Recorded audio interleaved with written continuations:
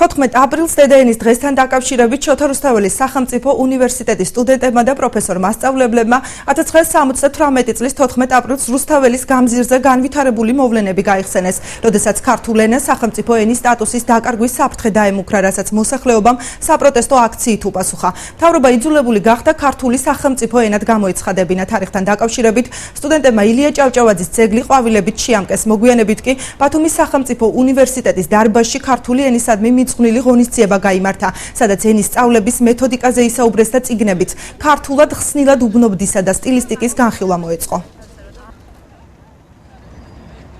დღეს ჩვენს უნივერსიტეტში იმართება სამეცნიერო კონფერენცია, რომელიც იქნება მიძღვნილი დედაენის დღისად.